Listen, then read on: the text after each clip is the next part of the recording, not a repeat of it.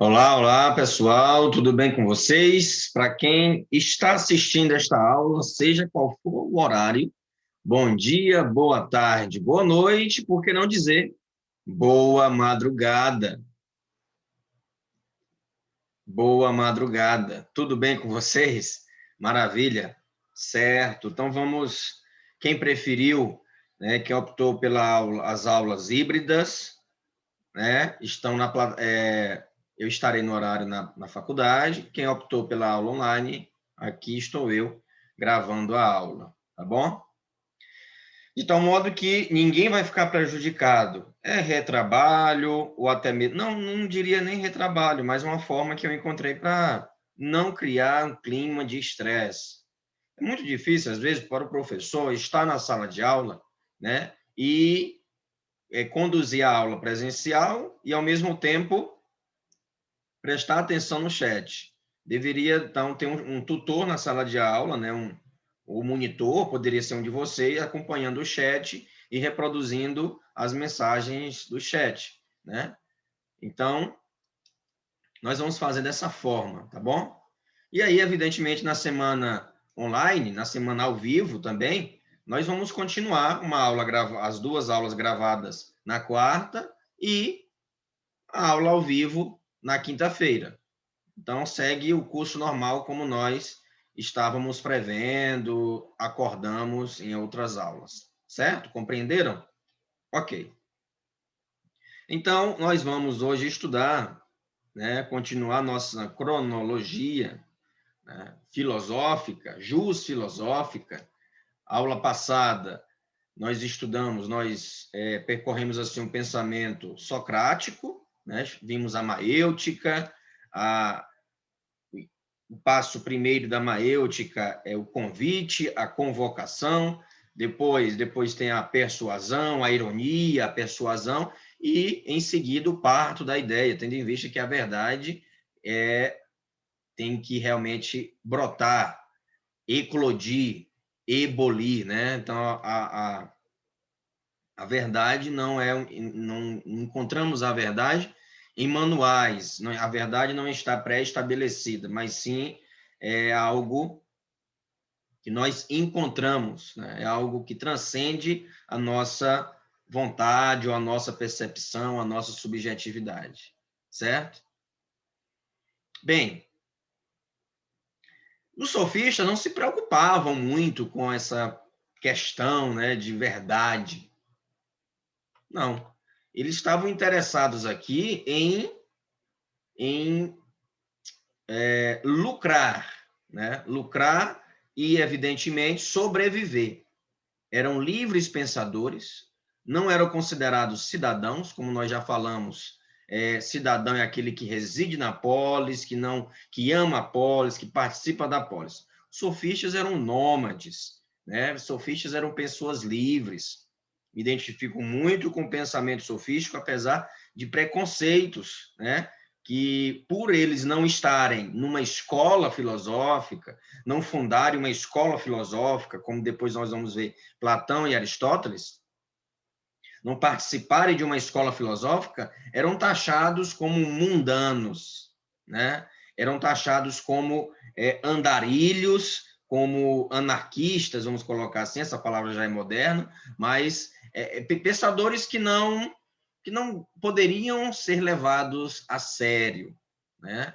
Por quê? Porque eles não tinham objetivo, eles não tinham algo com pertencimento, né? Eles não pertenciam a nenhum lugar e nenhuma causa. Eles remavam de acordo com a correnteza, ou seja, eles remavam, eles dialogavam, eles se comunicavam, degladiavam através de palavras, né? Rivalizavam de acordo com a onda, de acordo com aquele que pagasse mais ou até mesmo contribuísse mais com a sua ali sobrevivência, enfim, com a sua estadia naquela determinada região. Tá? E esses confrontos aconteciam na praça, na ágora, certo? Os grandes, vamos dizer assim, rivais dos sofistas os pensadores, né, da escola socrática. O próprio Sócrates, Platão e, evidentemente, Aristóteles, mas principalmente Sócrates e Platão, que temos relatos assim. Aristóteles não se apegou tanto a, vamos dizer assim, expor, né, o diálogo com eles e tal. Mas, sim, Sócrates e Platão. Sócrates porque reproduziu em alguns dos seus livros o pensamento sofístico, tá? As disputas, né, de Sócrates com os sofistas, certo? E evidentemente que vamos, sim, expor um ou dois livros de Platão que ele tentar aqui ler alguns trechos para vocês terem uma ideia da disputa e da rivalização. Platão escreveu muito, através de uma forma literária de escrita, ou seja, uma forma de até, podemos dizer, teatral, né, de diálogos, que já foi, inclusive, dramatizado pelo Brasil, né?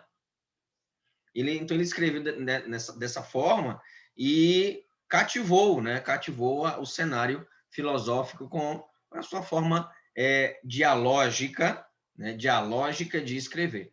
E isso me faz lembrar, evidentemente, um conceito que depois Hegel, Marx, a Escola de Frankfurt, sempre vai utilizar muito, e outros pensadores, evidentemente, mas é o conceito de dialética, né? Conceito de dialética. Bem, para expressar aqui o conceito, nós vamos ilustrar da seguinte forma. Nós temos uma tese, grosso modo, depois a gente pode aprofundar nesse conceito. E nós vamos. Temos a antítese, certo? Ou seja, essas duas aqui não vamos dizer assim, não se confluem, né? não estão convergindo. É uma tese e uma antítese, ou seja, é o oposto da tese, tá? Como o próprio nome já diz, tá bom? Desse modo, professor, mas e aí a síntese? Aí onde vem? Desse modo, vamos colocar assim, né? Aqui nós temos Sócrates. Sócrates com a sua tese, com as suas teses. E aqui nós temos os sofistas. Os sofistas. Certo? Eu tenho sérias críticas com relação a esse processo dialético, né? Por quê? E aí depois a gente pode voltar ao porquê que eu tenho sérias críticas, tá? Mas vamos lá. Como é que gera a síntese, né? A síntese, de certo modo, porque de certo modo, colocando entre aspas, tá? De certo modo, é a união, né? Ou até mesmo a tensão que gera entre, né? A tensão aqui, ó, a tensão que gera entre a tese, a tensão que gera entre a tese, a tensão, né? A tensão que gera entre a tese e a antítese, gera o quê? A síntese. Essa síntese é justamente o parto da ideia, né? A ideia ali, vamos dizer assim, o consenso que o locutor e o interlocutor, ou seja, o falante e quem está ouvindo, e também o falante passa também a escutar, no caso Sócrates e os sofistas, né? Certo? Então, na síntese, há mais da tese do que da antítese. Né? Há mais. Por quê? A tese é onde brota ali, né, vamos dizer assim, a ideia motriz. Né? E aí onde está? Sempre quiseram e quis, né, se manter, apesar de, né, de pregar a humildade, sempre quis se manter superior, né, o seu método superior. Não via os sofistas como outro, mas sim como pessoas que insultavam a polis devido à sua maneira de viver. Entende? A sua maneira de viver. Certo? Então, Sócrates, e aí depois Nietzsche vai confrontar isso também, vai dizer, olha, de fato, Sócrates, Platão, esses aí, só quiseram, de fato, aparecer, né?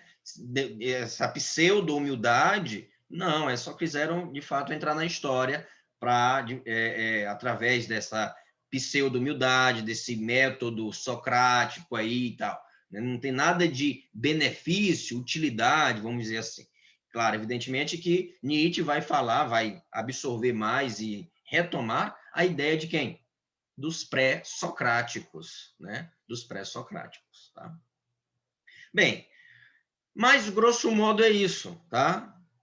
Tá bom? Então, temos a tese, a antítese e vamos formar a síntese com essa, de acordo, né, com as tensões, com o diálogo, com a disputa. Isso é um processo dialético, dialógico, tá? Dialógico, ponto. Agora vamos levar o porquê, né? Que eu disse que ia falar. Por que eu sou meio que contra esse processo, como está posto aqui? Porque sempre a tese vai se sobressair. A tese é o igual, a antítese é o diferente, né? É o diferente, certo? Ou seja, a tese tende a estiletar, guilhotinar, aparar as arestas da antítese, para fazer com que a antítese se curve diante da tese. Se você não se curvar, você é arrogante, você é prepotente, entendeu? Às vezes nós nos deparamos com isso, com esse tipo de atitude, quando nós não concordamos com um determinado pensamento e a pessoa insiste em fazer com que nós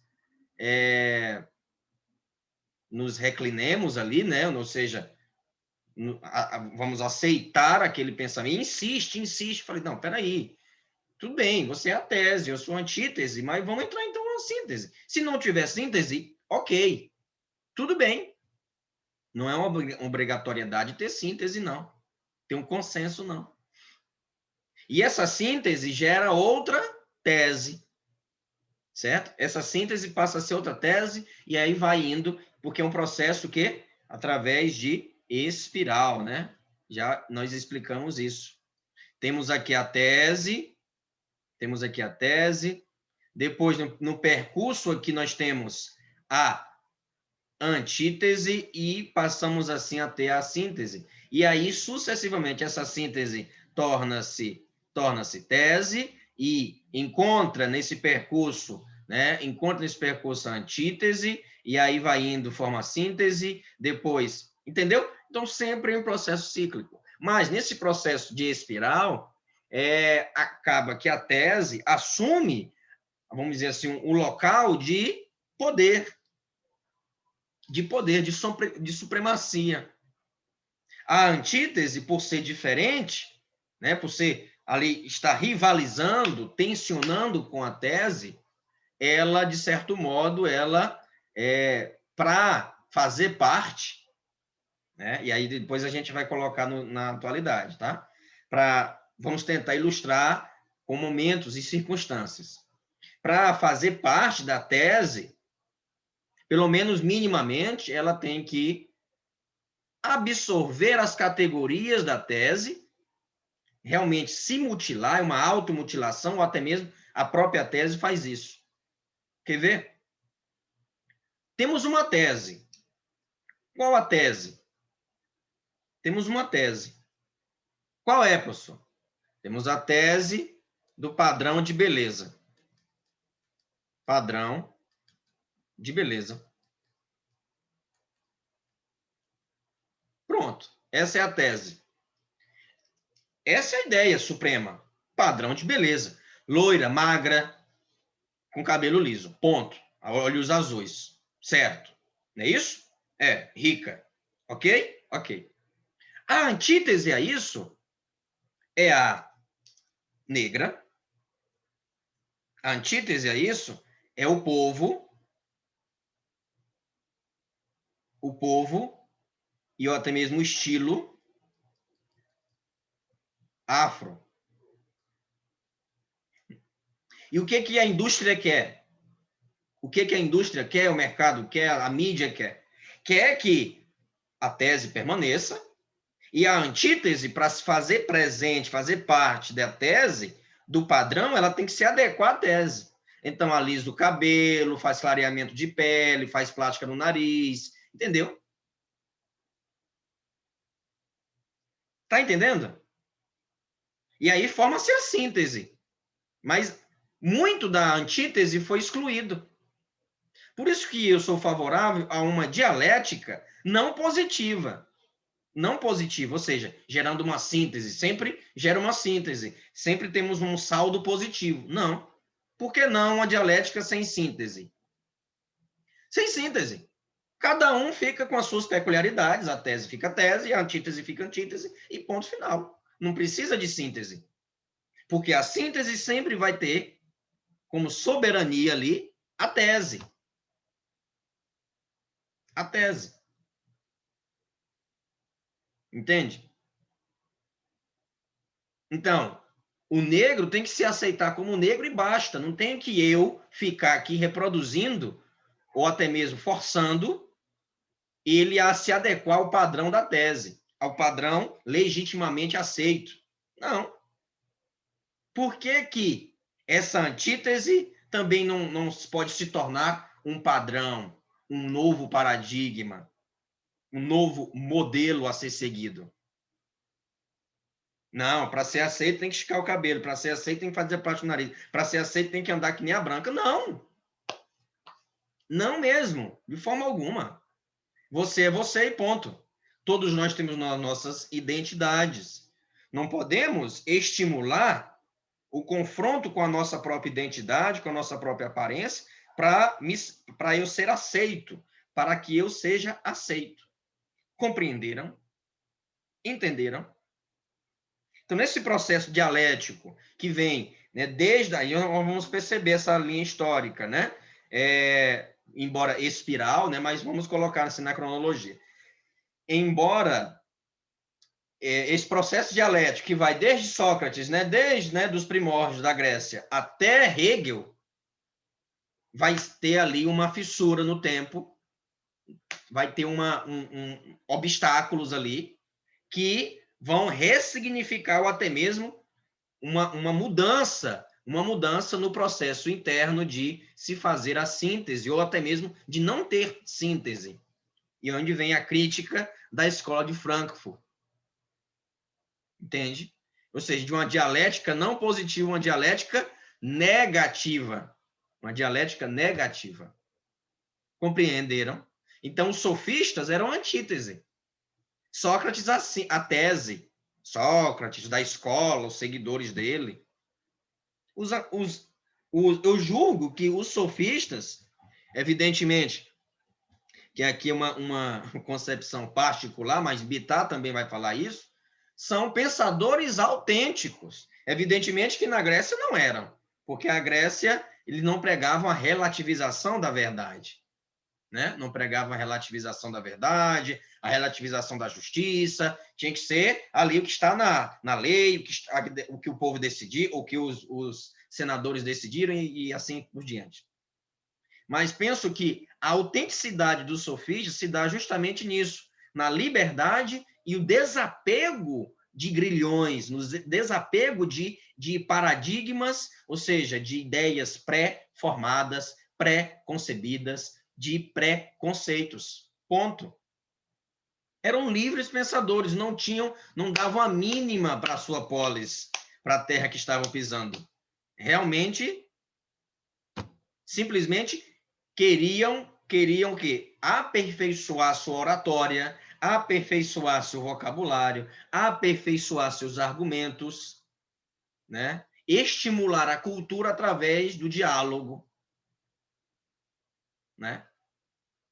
Então, eu gosto muito dos sofistas, mas os livros do Condeno, vocês vão ver que muitos textos, se você buscar aí no Google, né, sempre tem pessoas, né, fazendo assim, uma detração ali dos sofistas, mas veja só, se não fossem esses sofistas, se não fossem os sofistas, confrontar o pensamento socrático, confrontar até mesmo os padrões da época, ou ir ali com a corrente, talvez não existiriam advogados, porque os sofistas são os primeiros advogados. Podemos ter essa analogia, né? Fazer aqui esse pulo, né, histórico. Ou seja, sofistas recebiam para defender determinada ideia. Ora, o que o advogado faz? Ele manipula os argumentos, né? Provas, isso aí é crime, evidentemente, mas entenda o que eu quero que vocês reflitam. Eles manipulam os argumentos, manipulam ali, né, as palavras, a ordem argumentativa para que ele se sobressaia no diálogo. E assim ele recebe o prêmio, tá? Então, nesse primeiro momento da nossa aula, nós vimos que existe um processo dialético, né? Que os sofistas estão ali como antítese, os sofistas confrontam a tese que é Sócrates, a escola. Os sofistas não possuem uma escola propriamente dita. Os sofistas sempre estão em tensão com, seja com os padrões ou até mesmo com o modelo socrático vigente, né? E estudado na época. E, claro, evidentemente, que eles são excluídos do meio acadêmico por não se curvar a um modelo de verdade, a um modelo, a uma regra, a um método ali estabelecido, tá? E, evidentemente, que aí eu dei minha parcela de contribuição dizendo que a tese e a antítese, para se formar a síntese, sempre há que se perder muito da antítese por a tese ter local privilegiado na formação da síntese. E por que não ter uma dialética sem síntese, onde tanto a tese quanto a antítese se respeitam e segue o fluxo da vida normal. Tá? Mas anormal é isso para a tese, né? Anormal é isso. Quando você vê, por exemplo, um procurador negro assumindo o local dele, por que não? Dele mesmo, procurador. Ah, mas é negro, deve ser o motorista, deve ser o segurança, deve ser. Por que não? Tá vendo? A tese implantou na vida, né, ou até mesmo no imaginário popular, que negro não pode assumir um local de destaque. Por que não? Por que não? Professor, você não tem lugar de fala, você nem é negro. Não é porque não seja negro que eu não posso falar sobre racismo, não é porque eu nunca sofri racismo que não tenha propriedade e argumentos para ser antirracista. Entende? Lugar de fala, eu quero que vocês compreendam, né? Hoje em dia todo mundo fala isso, mas não sabe o significado. Lugar de fala não é, por exemplo, eu ser contra a violência, vamos dizer assim, gratuita às mulheres ou não, né? Violência contra a mulher. Não é porque eu não sou mulher que eu não posso lutar também. Entende? Lutar contra o machismo, apesar de ter ranços machistas, de ter sido criado e educado numa sociedade machista. Tá entendendo? De querer ser menos machista e, evidentemente, mostrar ali a feminilidade, né? Compreende? Não é só porque eu não sou negro que eu não possa também lutar para uma sociedade mais justa, mais equitativa. Lugar de fala, ali está falando, né? E é um conceito que a Djamila Ribeiro reflete muito bem, filósofa negra brasileira, que não é... Você não precisa, para ter o seu lugar de fala, não precisa ser mulher, ser negro, ser indígena. Não. Não. Basta você ter conhecimento e desejo, anseio de uma sociedade justa e igualitária. Com certeza você pode, sim, combater esses vícios e esse câncer que é o racismo, que é a violência contra a mulher, enfim, que é a xenofobia. Mas, tá certo? Então, vamos encerrar nesse primeiro momento, dizendo que pode, sim, existir uma dialética negativa, ou seja, uma dialética que não tem síntese, que tese e antítese se respeitam, e que a tese não quer enquadrar a síntese nos seus padrões e categorias pré-estabelecidas. Tá? Então, a antítese pode sim ser antítese, preservar as suas diferenças, preservar aquilo que ela é, e se construiu com o tempo, tá? Dito isso, eu desejo a todos uma ótima reflexão e no próximo momento vamos dar sequência. Espero que vocês tenham entendido. Caso vocês não tenham entendido, que bom também, porque é a partir da dúvida que gera a reflexão para as próximas discussões. Mas pensem nisso. Nunca queiram, e aí mais um exemplo, nunca queiram que, por exemplo, num relacionamento, você, enquanto homem, ou mulher também, pode ser, nunca queira que o seu parceiro ou sua parceira se adeque aos seus padrões, porque você vai estar sendo tese e vai estar mutilando as diferenças e aquilo que aquela pessoa viveu e as experiências que a constituem. Sem essas diferenças, ela não vai ser ela mesma. Entende? Então, há que se ter um processo de adequação, de vivência e de respeito. O que acontece em muitos relacionamentos é que a tese é o homem, a antítese é a mulher, e o homem quer formar uma síntese, né? Ou seja, o relacionamento, a síntese, mas esse relacionamento, a síntese, ela não tem traços da mulher, mas sim somente do homem. E assim a mulher é apagada, né? É subtraída da relação, porque ela passa a se ver como pequena, né? Pequena na relação, na síntese, no caso. Então, nesse apequenamento, nessa diminuição da mulher, porque ela não vai ser mais, vamos dizer assim, a Joana, a Maria, não, ela vai ser mais ele do que ela mesma. Estão compreendendo o que eu quero dizer? Então, respeite as diferenças. Respeite as diferenças. Sem diferença, é por isso que tem tanta tragédia no mundo, porque as pessoas não respeitam as diferenças. Não se respeitam também, porque você é diferente também, né? Você não se respeita, tá? Então, não queira mutilar, guilhotinar as diferenças das pessoas, né? As diferenças são experiências que nós adquirimos, né, durante a vida, ou até mesmo através da convivência, e é isso que nos constitui o que somos. Certo? Compreenderam? Uma boa reflexão a todos e vamos adiante.